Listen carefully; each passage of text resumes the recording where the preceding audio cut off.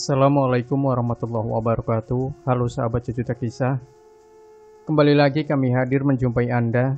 Tentu seperti biasa kami akan menyuguhkan cerita-cerita misteri yang menarik.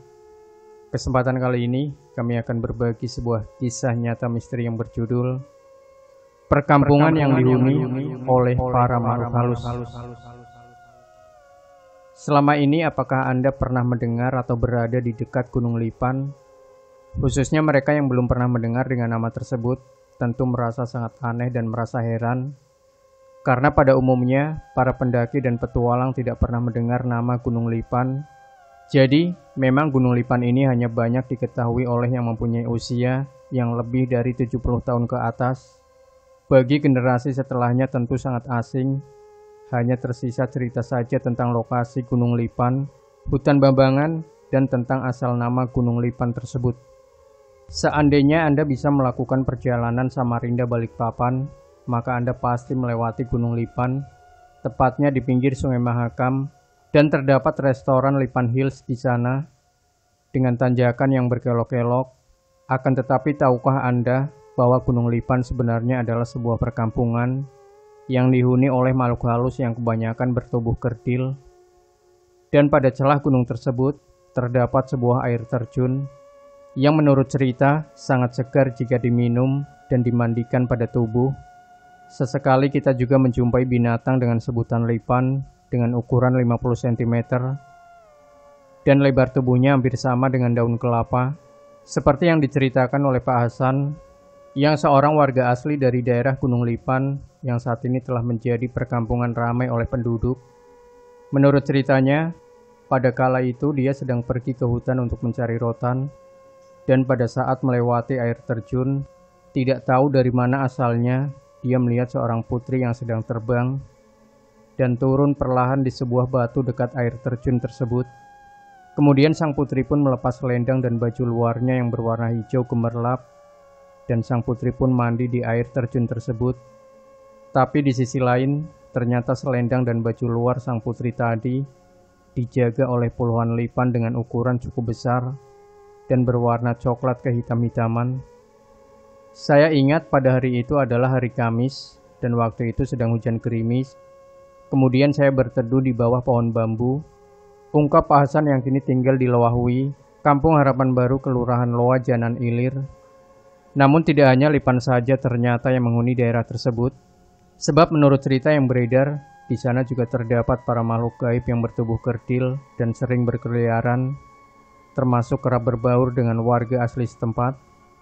Lebih anehnya lagi, biasanya keberadaan mereka diketahui, maka makhluk gaib tersebut cepat sekali menghilang dan memasuki hutan, dan tidak pernah ada yang melihat lagi.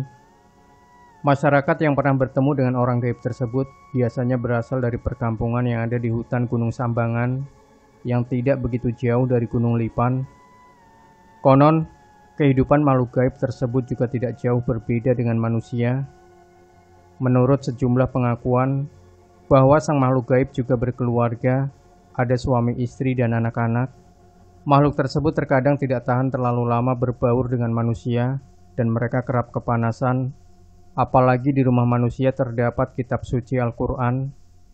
Namun pada dasarnya mereka tidak pernah mengganggu, bahkan mereka sering memberi bermacam-macam hadiah. Apabila mereka memberi kita batu-batu itu, bisa menjadi batu berharga seperti berlian. Begitu pula jika mereka memberi buah atau kunyit, ini bisa menjadi gumpalan emas murni. Dahulu kala ada beberapa anggota masyarakat yang mencoba memasuki kawasan Gunung Bambangan. Namun apapun yang mereka lakukan tidak pernah berhasil menemui orang-orang kerdil gaib tersebut. Pertemuan bisa saja terjadi jika orang-orang gaib tersebut menghendakinya. Seorang kepala kampung Harapan Baru yang pernah menceritakan pengalaman gaibnya, dan kemudian kepala kampung tersebut mengatakan bahwa suatu hari dia pernah diundang pada acara pernikahan oleh salah satu keluarga di Gunung Lipan. Undangan tersebut agak terkesan mendadak, soalnya ketika dia baru saja pulang dari kota Samarinda, di tengah jalan dia dicegat atau dihadang dan langsung digiring menuju upacara pesta perkawinan. Sebagai seorang kepala kampung, tentunya dia mengenal seluruh warga kampungnya. Tapi kenapa pada saat itu Dia yang semula belum pernah melihat atau mengenal orang yang mengundangnya, tiba-tiba saja dia merasa seperti sudah akrab dan kenal lama dengan keluarga sang pengundang tersebut. Usai pesta tersebut, kepala kampung kemudian diantar pulang sampai di pinggir jalan besar yang menuju rumahnya tersebut. Sesampainya di rumah, lanjut kepala kampung, dia baru tersadar dengan peristiwa yang baru saja dia alami. Dengan rasa penasaran tinggi, dia membawa beberapa warganya untuk kembali ke tempat pesta perkawinan tersebut.